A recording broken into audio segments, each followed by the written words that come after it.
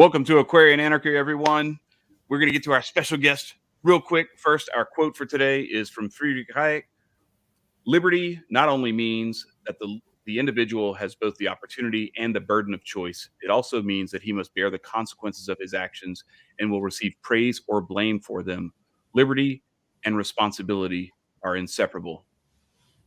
And with that, we are pleased to welcome. You see Marcus at the bottom of the screen. You see Nico there as well in the bottom right. I am Chad.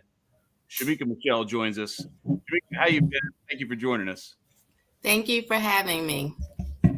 Most Yeah, definitely. we're good. Most definitely. Yes. So you have a good Christmas and New Year's and everything. You everything go well there? Well, we postponed Christmas until New Mm, Year's Day because myself and two of my children tested positive. mm, So, although we were feeling fine, my grandmother is 87 years old. So, we decided to mm. not be around her, for precautions and just celebrate a week later. So, it was good for me. I'm not really a big Christmas person. And so, my Mm. kids told me this year, Mom, you've out Grinched yourself this year. Skipped straight over it and everything. Right. Oh, that's right. That's right. All right. Well, so let's dive right in. You've been kind of making the circuit ever since I guess you've been doing a lot of stuff for a while, but I think like a few things happened where I started to take notice. And by the way, I have to say, um, you may be a victim of shadow banning by Twitter because I just right before the show I just followed you again. I think for the fourth time now where I've Wow. had to follow you, and then like I go back, and I'm like, why am I not? What the hell happened? So anyway, it's just crazy. It's something that happens for some reason, whatever reason they when people say stuff that they don't appreciate, they find a way to make you not show up to people who like you. Oh, for Um, sure. but you've been making the circuit, and I saw you at CPAC. Shout out to Maj Toure. I got his media, the most effective devil in America shirt on for putting that stage together and having you guys all featured and having a chance to speak. But now you've become like a regular guest on Fearless with Jason Whitlock, which I love. I love the stuff that you do. So what what is the the most important thing that you think that you see? um is it the nuclear family, or is it something else that you see that needs to be focused on, that people need to kind of have repeated again and again, because apparently people aren't getting it, because look where we are in the world. Right. I definitely feel like the most important thing is the nuclear family. I think that we need to focus on, for one, making sure people get together for the right reasons so that they Mm, can stay together. As right. someone that's divorced, people will say, well, how can you feel like that's the best thing and you didn't actually do that? Well, because sometimes shit happens, but I still believe that the nuclear family and having a two-parent household is the best ideal way to raise children. I didn't have that, so I have the second best, but it doesn't stop me from saying that the first best is to have mom and dad under the same household, in the same household. But with still me and my children's father, we get along great. We still do everything together. We just had to take my middle daughter back to school, back to campus yesterday. We did that together. He has a 3-year-old son that ended up staying with me last night Mm, because I'm his queen mother. That's what he calls me. And mhm. so we still raised our children together. Just we decided, we would rather maybe be with other people that we found happiness with.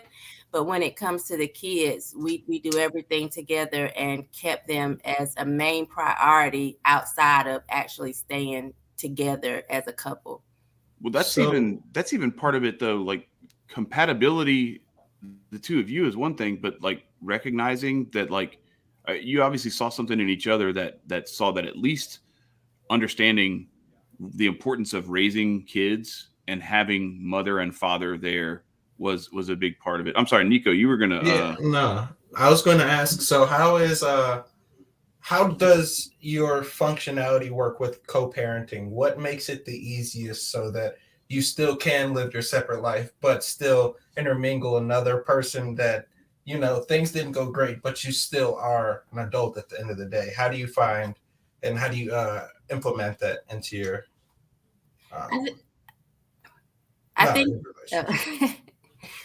I think the first thing we had to do was really be over each other and not have any animosity. Like I say all the time, just because he wasn't the greatest husband doesn't mean that he couldn't be a good father. So I never wanted him not to be in his children's life. I'm also a product of rape, and so I didn't have a chance to have a father.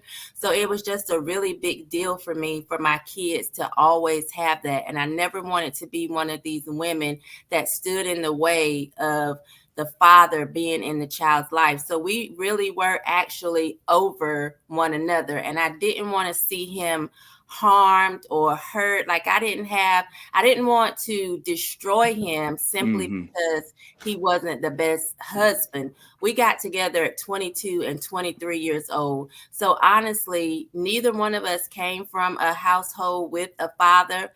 He was fresh out of prison, honestly. We had a lot of things that just kind of worked against us, and we didn't have the right support system or the right tools to make our marriage work.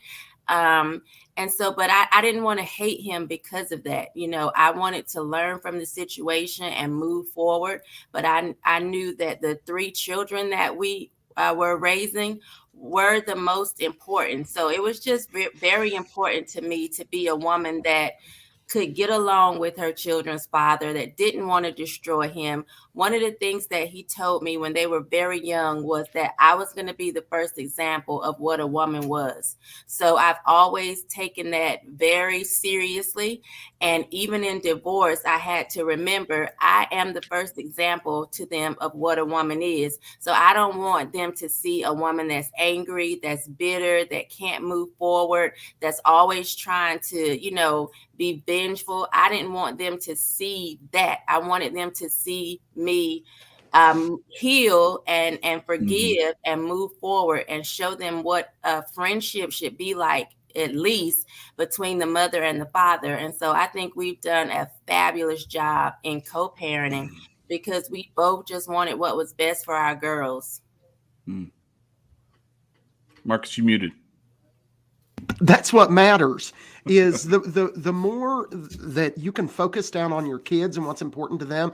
I've had, I'm on my third marriage. It's going to be my last. My wife right now is amazing.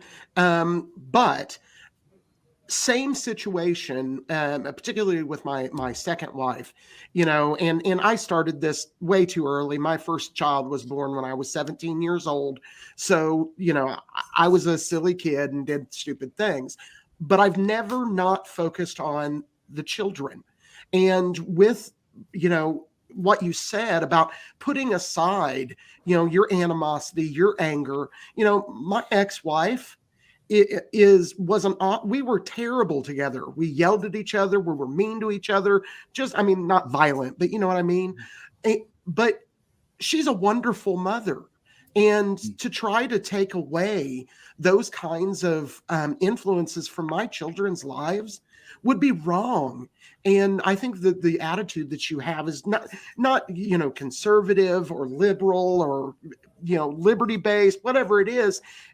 It's grown up. It's what you do when you're an adult. You take care of your kids and you do what's best for them.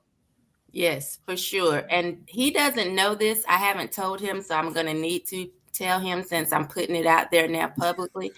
I think, first of all, I appreciate him trusting me as a mother to our biological children. But he has a 3-year-old son, which I mentioned earlier.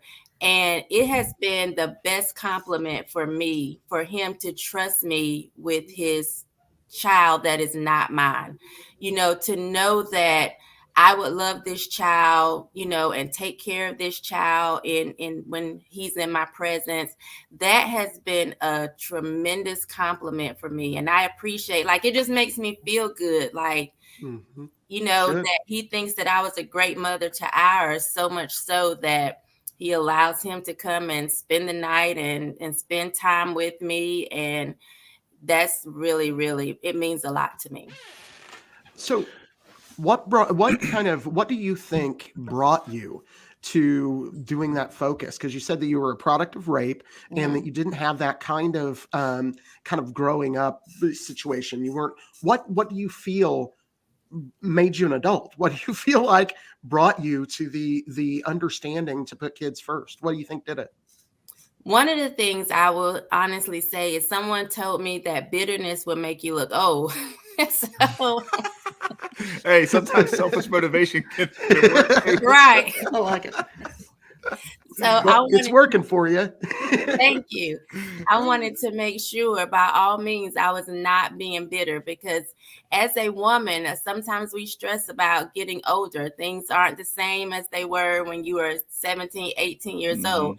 So I wanted to make sure that I was not being bitter because I didn't want to look old. Also, I think that we're from the same community. We actually went to nursery school together. So I have literally known about him or known of him my entire life. And so I think that we both just had a desire to want better for our children. Like, he didn't have any outside children. He came into the marriage with no kids. Like, he was very adamant that he only wanted children initially with his wife. So I think, he made sure that that's what he did as a man. And so I heard his heart with that. And although we didn't stay together, like, I knew that it was never his intention for him to get married, even though, of course he made mistakes, but I knew deep down that's not what he really wanted. Like, he didn't come into the relationship to ruin my life or to, make me miserable, or that wasn't his, intentions. And so I just really had to forgive. And one of the things that helped me forgive was I had a pastor. I was visiting his church, and they did like a forgiveness service or something. And they asked, do you have anybody that has done anything wrong to you? Write down what you feel like they took from you. And this is at the time when we were separated. And so I wrote down everything that I felt like he had taken from me. One of, my youth, my peace, my happiness, my joy. This is really what I felt like at the time, being newly separated. And then the pastor said, you need to accept that, first of all, even if this person could give those things back to you, they may not. But ultimately, they don't own those things anyway. Like, he was not the owner of my peace and my joy and my happiness. And once I realized that, they passed around a stamp that said paid in full. And so I had this piece of paper where it was really paid in full. He didn't owe me anything anymore. And once I let go of the feeling of thinking that he owed me things that he never really owned in the first place, I was able to forgive him and really move forward. And I think a lot of times that's what people don't do. They really feel like, oh, they took this from me, but they didn't own it in the first place. Like, my joy is my joy. My happiness is my happiness. My peace is my peace. He doesn't own that. And so I stopped holding him accountable for something that he didn't own in the first place. And I was able to really forgive him and move on. Awesome. Yeah, So that's pretty badass. All right, go ahead, Marcus. I was just going to say, so kind of to pivot off of that, you've become a bit of a firebrand amongst Black conservatives. What kind of directed you towards, political stuff? I know that you were a Trump supporter, and to be clear, I'm a nobody supporter because I'm a me supporter. Right, I'm a me supporter too. We support ourselves and the things that we do on a daily. Right. But as criminals go, because all politicians are criminals, Trump wasn't as bad as many of the others. So what kind of led you towards that? Because obviously you're a woman and you're a woman of color, and that's generally not the demographic that gets you there. Yeah. Right. It was by mistake, I think. So I was always putting videos on Facebook, just talking about common sense things. Like, it is really important to me that fathers are in their children's lives. So I've been talking about that for years. You know, it's really important to me that we allow men to lead. I think that's really important. And I've seen us not do that. And I've seen the consequences of that. So I've been talking about certain things for years on Facebook. And I noticed around 2016, I started getting in Facebook jail like all the time. And I never really understood why. And I remember when, like, I didn't vote for Trump in 2016. I didn't vote for Hillary either, but I thought something was wrong with me that I actually heard him and understood, because everybody else was saying he's crazy, he's racist. And so I was thinking, I must be crazy, I must be racist, you know. And so I stood in the voting booth and I was like, gosh, I cannot vote for this man because that would mean I'm nuts. And so I didn't vote for him. I voted for Jill Stein, although I had no idea what she stood for. I just knew I was against Hillary. Like, there was no way I was going to vote for her. And so why not? She's got hot sauce in her purse. Exactly. That's why she picked my vote. So that and a couple other things. I try not to be, you know, too graphic. I got you. But, the day after election, like, I just saw people start to fall apart. And then I remember when he was inaugurated and they had the Day Without Women. And I was really thinking to myself, y'all think a lot of y'all selves, women, like, men would be fine without you, honestly. I mean, you know, of course we wouldn't be able to procreate, but outside of that, they have built this country. And yet y'all are the ones thinking that without your presence, life is going to crumble. Well, life went on. Social media went on. I wrote a blog about it. I got a call from like the Wall Street Journal. Like, I was just very upset with what I was seeing with women. Like, we're in America. Nobody is cutting off your clitoris. You get to vote, you get to drive, you get to go to school. What the hell are y'all complaining about? Like, really, what are you so upset about? And so eventually I got kicked off of Facebook. And a friend of mine, you know, it was right after I made a post, though, that Father's Day was for men.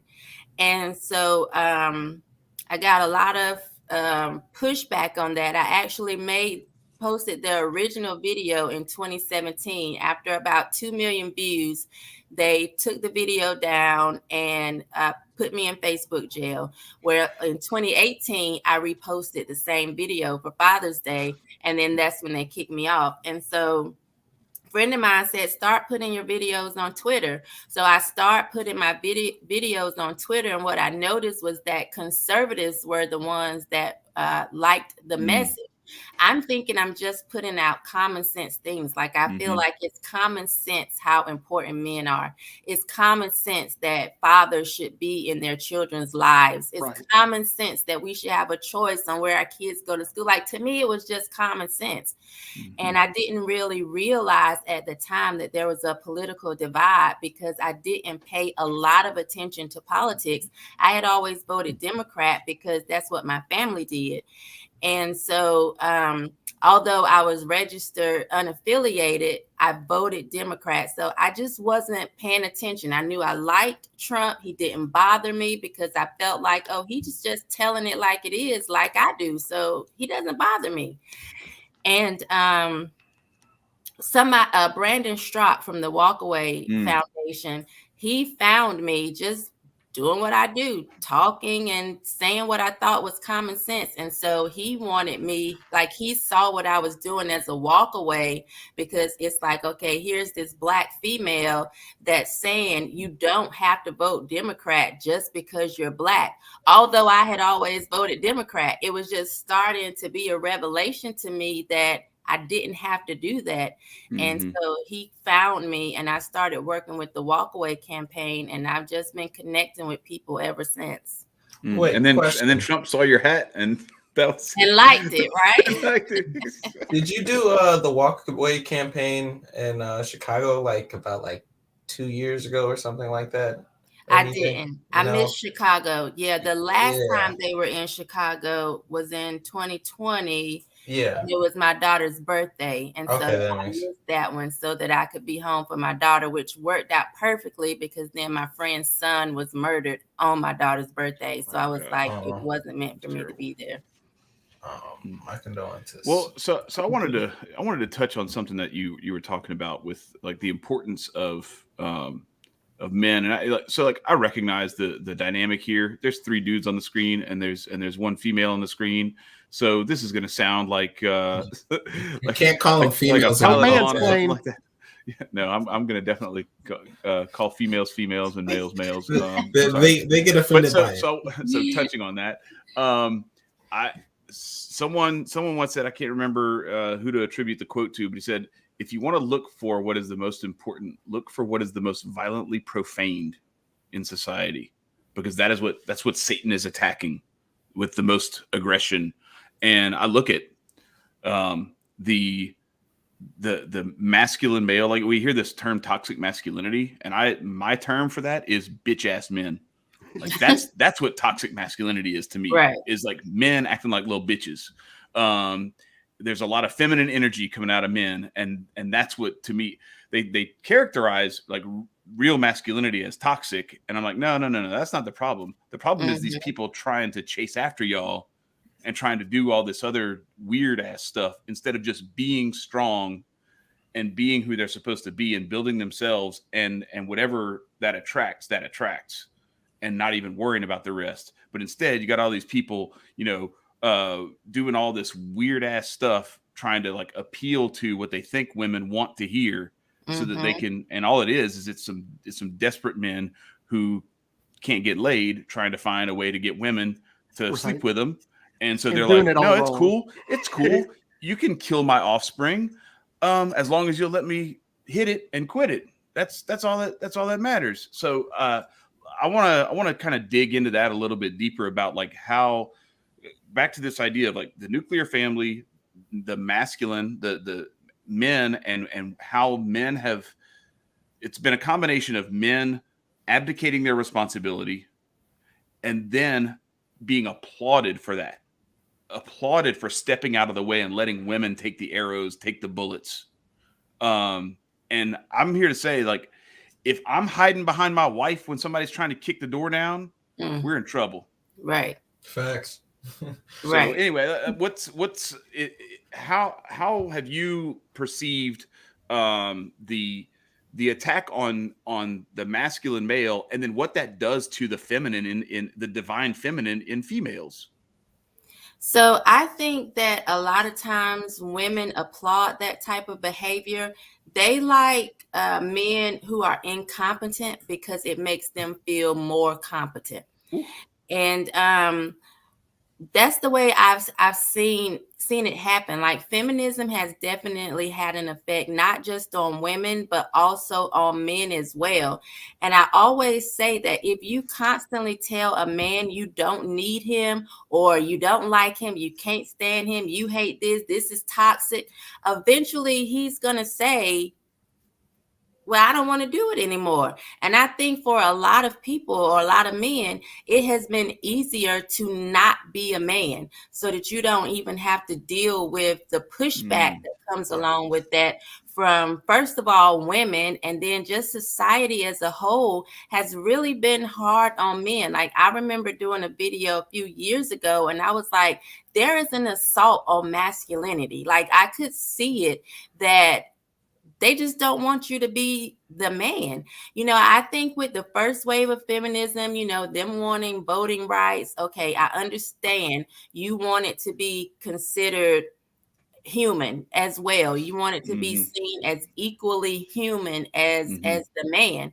But then I think waves after that just went above and beyond, as not even just wanting to be equal, but wanting to be above, and then feeling like you're the same, and then we don't even need men at all. And it's just been really crazy because I even see, like, I was watching an episode of a Married to Medicine, and I was listening to the doctor tell a lesbian couple, one of the women wanted to get pregnant the natural way, and the doctor was even telling the woman, this is, well, I don't know, it was an old episode, but it was like, this is 2021 or 2020 or whatever, and she was just like, you don't need a man.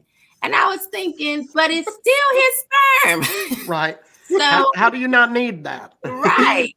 And I was just like, this is crazy to me that we're actually, people believe that. Like, people really believe that men are not necessary. And it just makes me so angry because I'm thinking, anytime I've had something wrong, like I just had to have a plumber come out last week.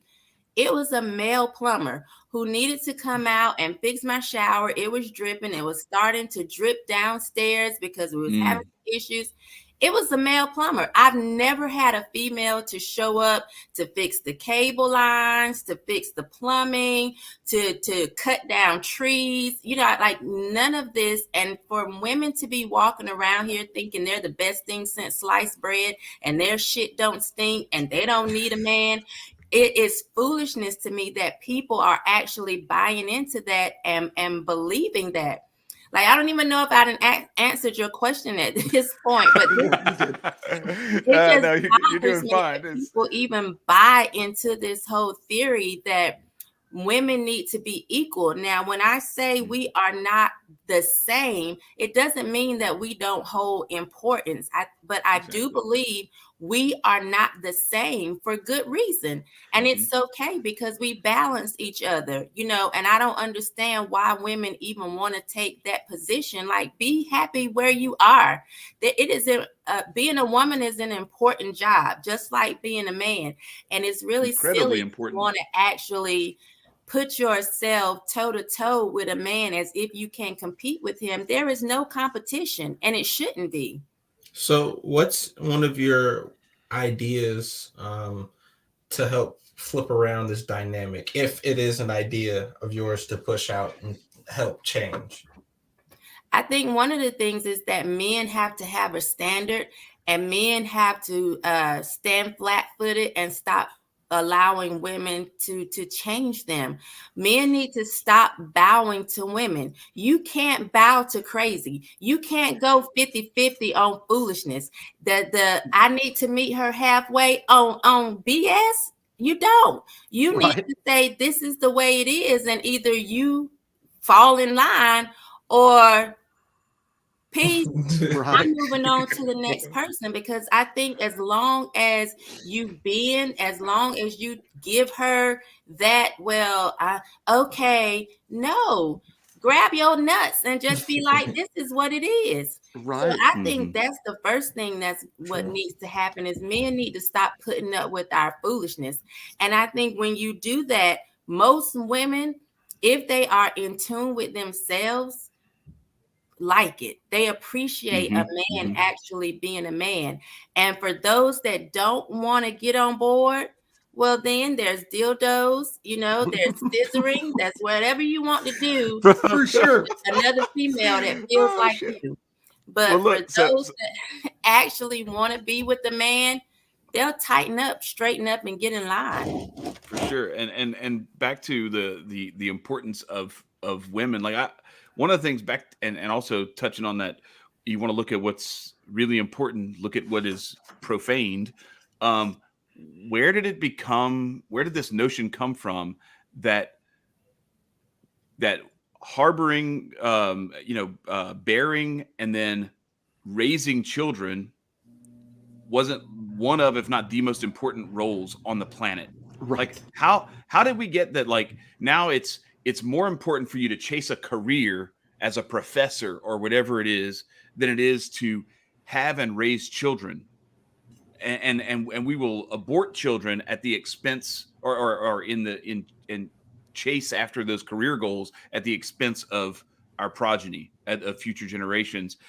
That's one of the things that's just mind-boggled me, is that the way to empower women is to destroy one of the most beautiful and most amazing and unique capabilities that women have, which no man can do. That's something like we talked about all the things that a man can do that a woman can't Birthing do, or that person. yeah, that a man does, better than a woman or whatever, and that, like the plumbing and all this other stuff.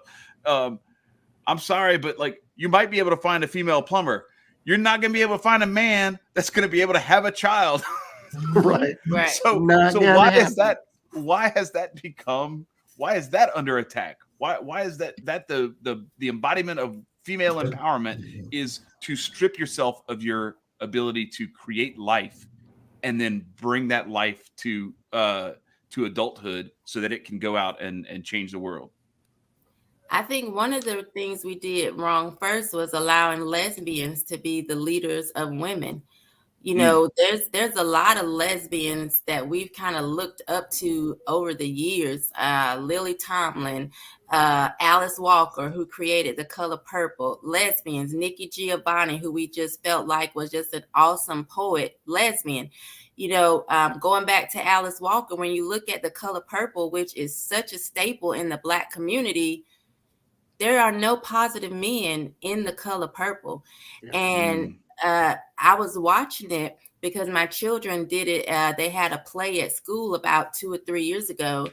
And I'm like, gosh, the men in The Color Purple were either abusive, or you had like Harpo, who was a beta male and just couldn't get it together. But they really, to me, showed men in a negative light. Mr. was abusive. His father acted as if he was just a straight misogynist, but she was a lesbian, and we loved her, and we had her on everything, and we looked up to her. And there's just a lot of people, I think, in the women leadership community that honestly don't like men, but we made them the voice of women, female leaders.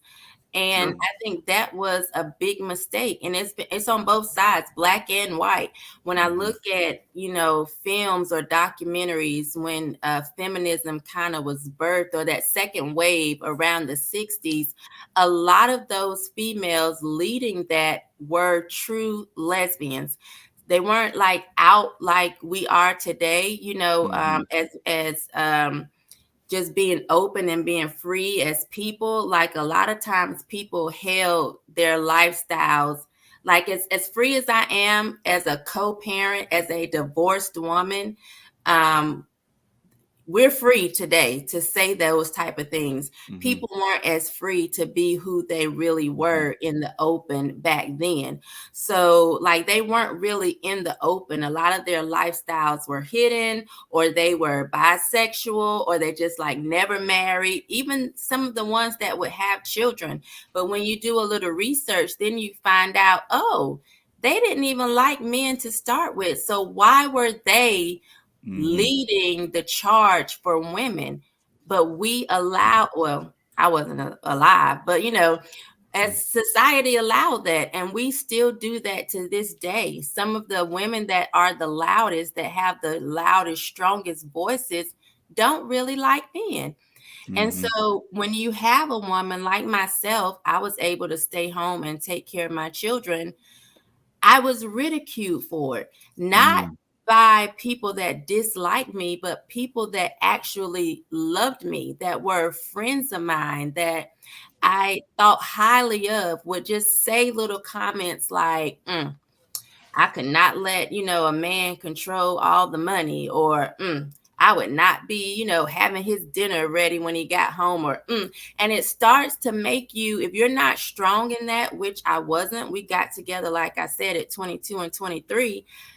I was not really rooted and grounded in who I was as a woman. And so I started to feel like, dang, am I a doormat?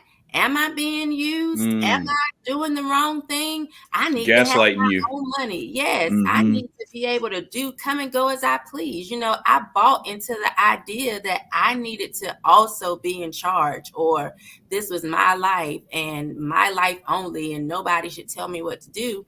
When in all actuality, I was blessed to be able to be home with my children. And I'm so happy that I was able to do it, which is why I think I'm so loud about it now, is because I feel like if it was happening to me, it's happening to a lot of other women who really want to be mothers, who really want to be wives, who really understand the importance of being there for your children and your husband, and being there for, like, it's a real job. And so I want Hard to, job. it is. It's a And very hard job. Yeah. it's very important, you know. So Mm-hmm. I want to be that voice for the woman that I was when I couldn't really speak up, but I had all these people around me who acted as if I was doing the wrong thing by being home, who acted as if I was like being a terrible wife because the burden of the finances was falling on my husband alone, you know. Mhm. Question: How, if you don't mind me, like how are their family structures structured? Yeah. So a lot of them had husbands, but they were mostly either the breadwinner. Mm.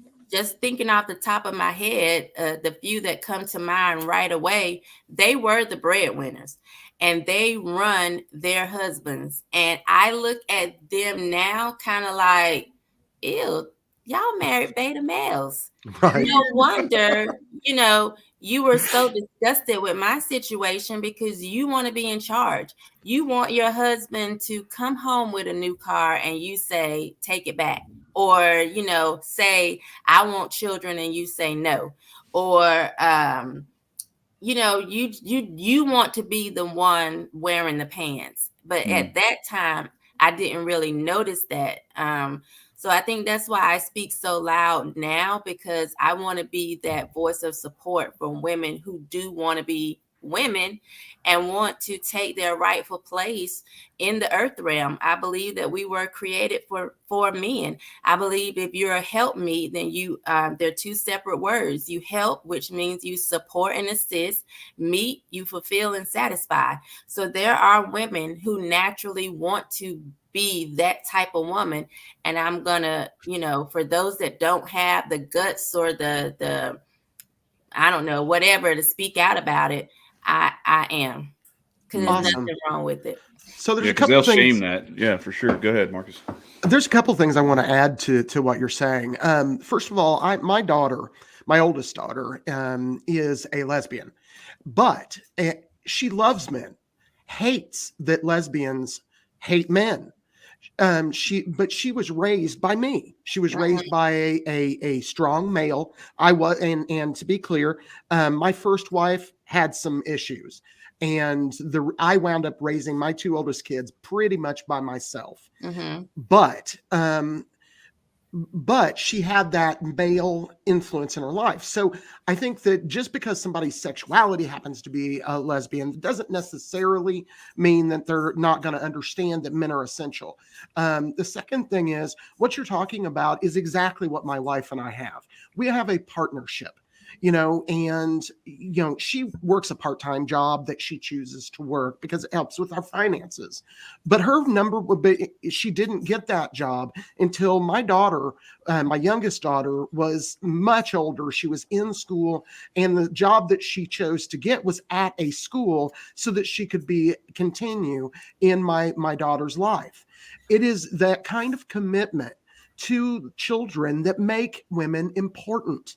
It's why we need a strong woman and a strong man in children's lives, because both of them serve a function. Men are the protectors, women are the nurturers, and we need both of those to function. And it is my belief that is by design. I believe God made us that way, and that is just the natural way of things. And you can look at it in any kind of natural, if you look at leopards, or you look at elephants, or you look at any kind of animal, those kinds of dynamics generally also happen.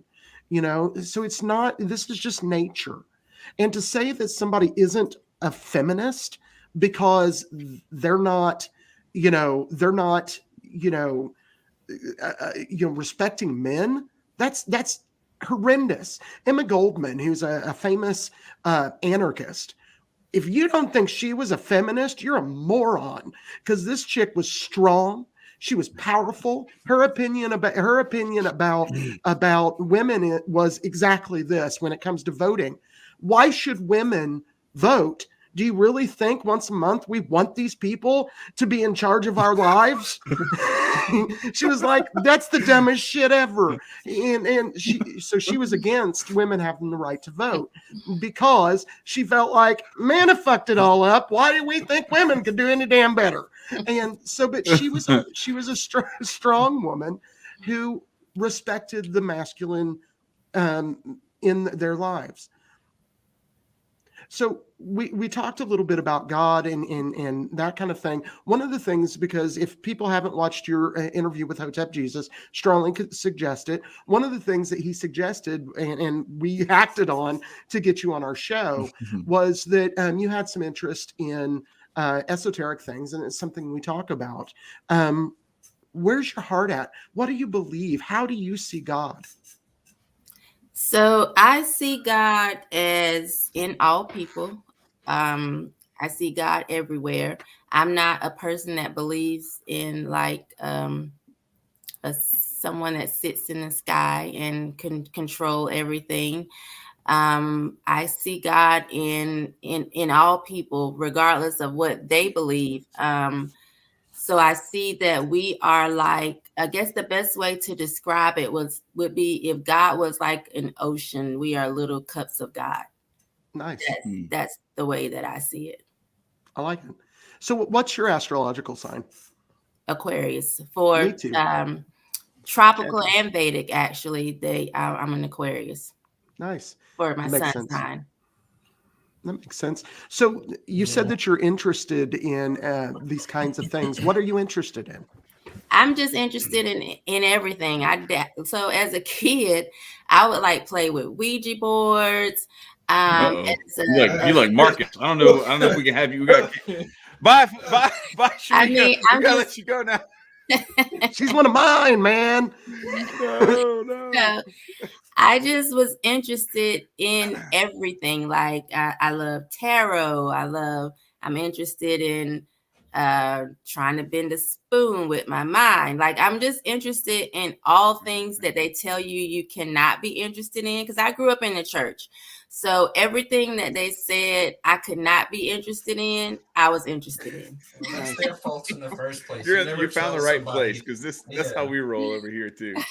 You never tell somebody not to go look into something. My grandmother is a Seventh-day Adventist, and they're actually from Haiti, which irritates my soul. So it's like they're from Haiti, and she's Seventh-day Adventist, and like scours and skewers through the Bible, prayer lines at 5 a.m. till 11 p.m. at night. And then my parents were Orthodox. And one day I was like, I don't believe this shit. Like, I'm not saying like, I actually disliked it. Was there ever a point where like, even though you do continue your faith now, is there ever a point where religion or anything of the spiritual practices rubbed you the wrong way? For sure. I don't like the titles in the church. So I am a former ordained minister. And one of the things that used to annoy me was my name is Shemeka. I didn't like the whole associate minister, carpenter, is what and when I would tell someone, just call me Shemeka, my pastors would actually call me into a meeting and tell me, that there's a divine order and people needed to know who I was and people just couldn't be calling me by my name. I didn't like that. I didn't want to have these extra titles attached and feel like I was up here and somebody else was down here, and that I needed to make them feel that way even when they wanted to reach out to me. So I didn't like all the pomp and circumstance in the church. And honestly, the more I studied, the more I felt like this is bullshit. And I feel like had I just not studied, I would still be like, Sunday selfie, because, I would be still just sitting in church doing the same thing every Sunday. But the more I studied, the more I just felt like I didn't like the division either.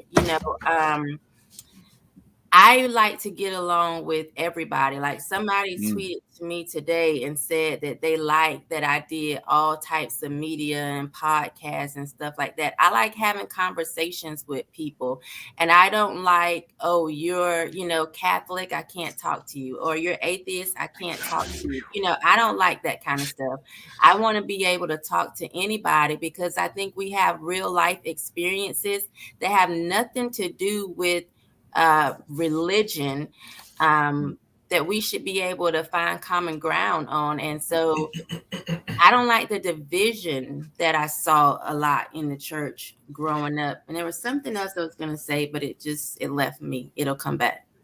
So I think that you're onto something. Again, I'm a weirdo. I have, and frankly, Nico's a bit of a weirdo too. Yeah, Chad's wait. Catholic. Let's clarify. Weirdo only under it states as in prophets or people who can do magic or things of that nature. Don't be misled by this foolish knowledge. Right, but even with traditional religion, all the authoritarian shit that's crept up into religion is exactly that. It's authoritarian shit. Jesus never talked about all that. One of the things, my brother-in-law is a Seventh-day Adventist minister, and we get along swimmingly because he would tell you that Jesus doesn't talk about all that kind of craziness, that Jesus would love you for who you are and sees your heart and wants you to be a good person, wants you to, and that he would say that that a real Christian doesn't come at you with, you can't do that. They come with you with, God forgives you for the things that you did wrong. And I think that that's a much better way, no matter what your religion is, to approach these kinds of things is, sure, if you hurt somebody, that's wrong. People know that's wrong. Is there anybody that hasn't hurt anyone? I have. I'm not perfect. And, at the end of the day, what's important is, were you good to people? Did you come with compassion and joy and happiness? That's the kind of love that Jesus talked about. That's the kind of love that real religion teaches, is for us to come together, not to be divided. And so, when it relates to tarot and those kinds of things, get in touch with me. I can suggest all kinds of crazy stuff that can get you all kinds of interesting things. What I find really great about you in particular is I love the way you think. You think of things in different ways. The other day, I think it was today, I've been researching you since I saw you on Hotep Jesus's thing. And one of the things that I enjoyed was the way you thought when somebody was talking about white supremacy. You said not only is white supremacy wrong, but teaching my kids, and this is you, that somehow by being Black, you're less and unable to do that. That means you understand the topic, because there's two sides to that. You understand that in order for white supremacy to make it into somebody's mind, you have to also accept that Blacks are somehow less. And that's just not the case. We're people. And what I find is the reason that you're moving in your mind towards new ideas is because you think of you think of everything. The full spectrum of the conversation. Right. Yeah. Right. When you look at the founding fathers, such as, say, Thomas Paine or Thomas Jefferson, those people were questioning religion too. They were questioning everything, because that's what you do when you're a free thinker. And so I just want to say that I appreciate everything that you are, and I hope that you personally grow in your influence, whether it's in the GOP, whether it's in whatever facet you go forward. Mm-hmm. I wish you the best of luck. And I know that you only have about 10 more minutes with us. Could you tell us where you think you're going? To the moon. No, I don't know. I just want to be in as many households as possible, because again, I want to be the voice that I feel like I didn't have. Even when I was married and just feeling like I didn't have someone who was willing to talk to me, to be honest, to be really transparent. I feel like I didn't have that. So I want to be that person. Nice. And so that's really what I want to do. I want to reach the masses and go to the nation and really just, because I feel like there are a lot of people that are suffering silently. And Absolutely. so I want to be, that voice crying out in the wilderness. So I really want to, that's what I really want to do. Nice. So can you tell us about Naked Girls and how that is part of that motivation and that goal? Also, let the audience know what Naked Girls is if anybody isn't. Yeah. Yeah, Naked Girls is just a group of women that have vowed to live open, honest, and emotionally exposed. And I just feel, so going back to when I got divorced, thinking about when I was married, and saying that I didn't have women around me who were really being honest. And I think that when, like, let's just say I'm broke down on Austin Avenue. If I'm broke down on Austin Avenue and I need someone to come and help me and rescue me, a tow truck or what have you, I need to be able to say I'm broke down on Austin Avenue. If I'm sitting and pretending like everything is peachy keen and I'm sitting on, I'm saying, hey, I'm on Belleville Street. Everything is good. Everything is gravy. If I'm saying that, nobody's looking for me on Austin Avenue. Nobody's going to come to my rescue on Austin Avenue. So that's kind of why I started Naked Girls, because I felt like when I was in the church, I had to still preach, teach, sing, dance, like my life was going perfectly, but it was cracking like glass. And when I tried to reach out to other women in the church, it wasn't okay for me to say my life was cracking like glass. You're It was supposed to be perfect. Yeah. yeah, I had to pretend, they would say, oh, you don't have faith. Well, I do have faith, but right now, maybe my husband didn't come home to 7:00 in the morning. Like, I'm reaching out for true practical advice here. And you want me to pretend like everything is okay. And then you're pretending like your life is perfect. But I know your husband was in the strip club last night. Like, I'm trying to, let's have a real conversation, girl.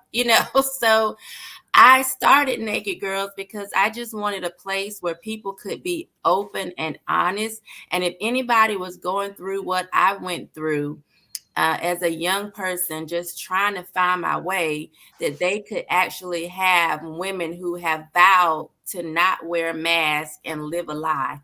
And so I never say that I'm right. What I say, though, is that I'm honest, and I'll give you who I am and what I believe from an honest space. And you will watch me evolve. Like, the way I think today may not be how I think tomorrow, but it's honest today and it'll be honest tomorrow. And that's what Naked Girls is. I just want a space for women to grow and evolve freely, openly, and honestly. And so I started it started with just a blog, just me and a couple other women just writing, and it grew into a networking site. I actually launched the networking site in 2018 when I kind of got caught up into politics. So I didn't push the networking site as much, but we are starting to get it back out there, so that, especially with social media always kicking us off, and, so we can have a space to convene and just really be who we are and let our hair down. Love it. That's good. That's great.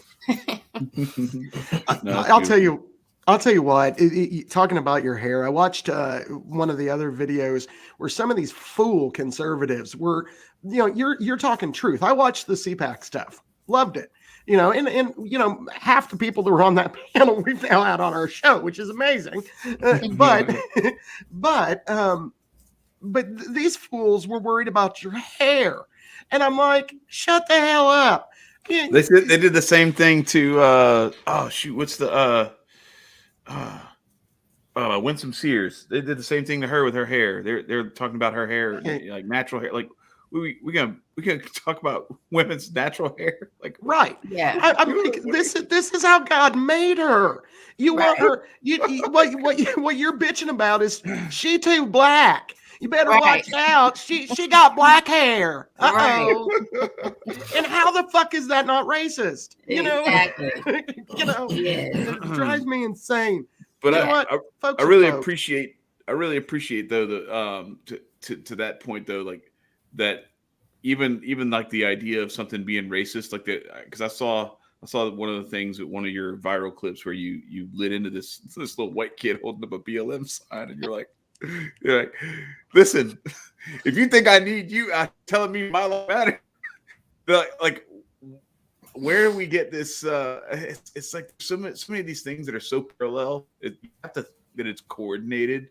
Like somebody's like pulling some strings and pushing some levers and stuff somewhere, where you have these people who you have a combination of, listen, you were a victim. You've always been a victim. Your identity is victim, but don't worry, I'm here to save you. Right.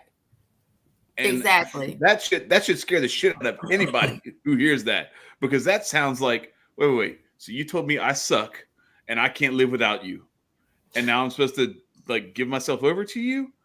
That's some like hostage taken, I don't know, child molester type language. Yeah, it's so condescending, and I don't understand why more people aren't angry with it. Like, I don't wake up in the morning saying, where's the white person that's going to validate my existence? Right.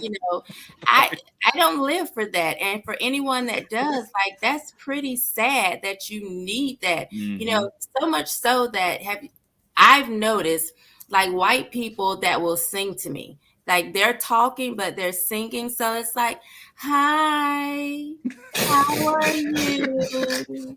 Are things going well? And I'm thinking, why the hell are you singing to me? That's great. They're trying, they're Look, acting if it's somebody like from Louisiana, that might just be because that's the way we talk. Like, but some no. I'm just joking. It's a I know what real you mean, though. song. Yeah. It's a soothing song. It's their soothing song. Like hey, look, I've had so many neighbors hit me with that. Like, I'm not gonna come over and run over and jack you now. I'm saying hi too.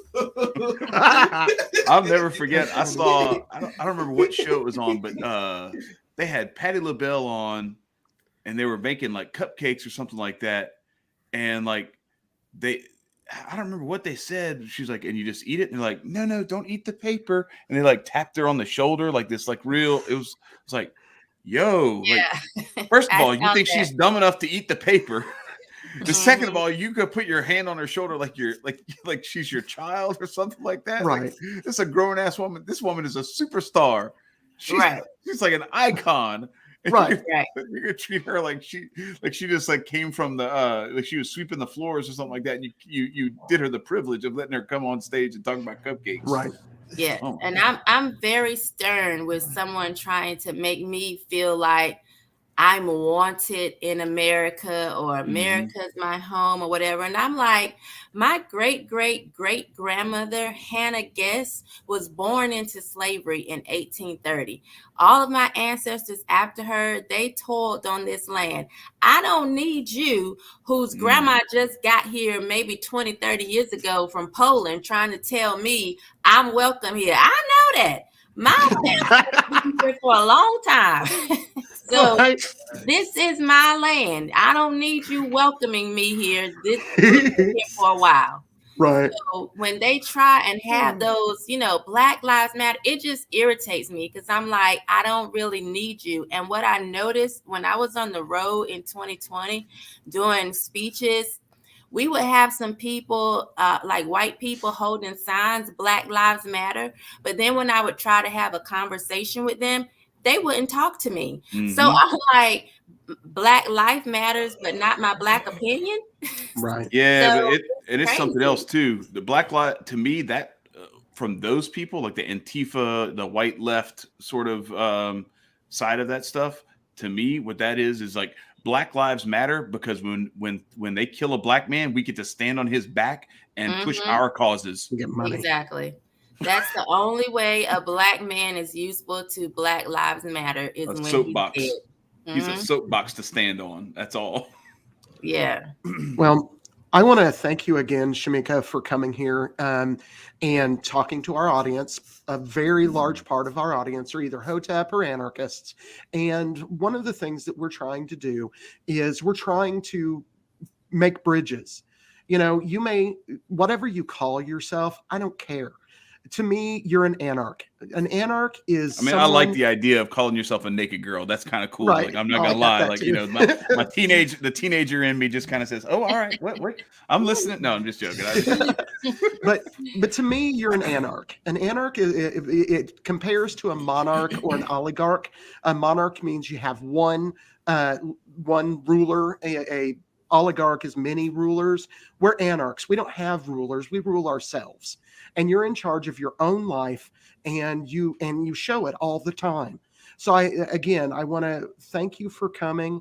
I want to extend the olive branch from a bunch of anarchists to a conservative. We love you. Keep hitting hard.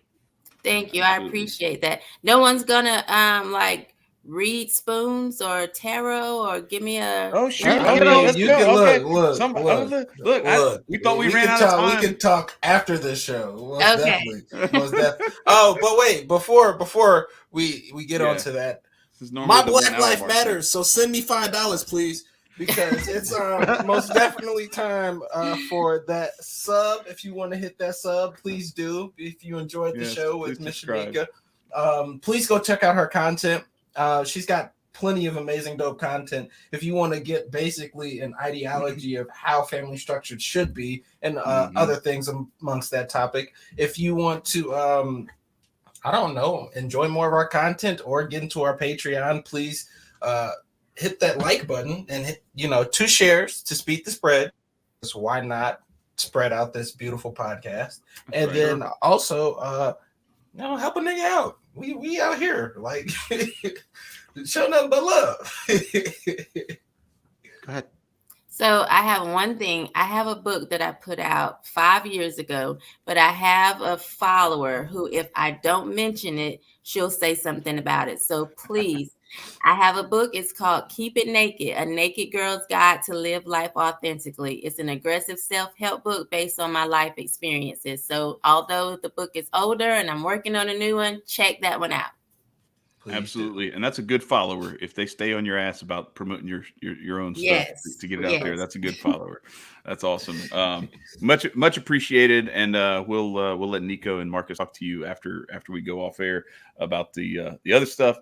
But thank you so much for coming on. This has been awesome, and we wish you the best. And I know you're going to keep hitting it hard on Fearless with Whitlock and all your other appearances, wherever else you may show up, and we'll be watching for you. And I failed. I did not put the links in the description.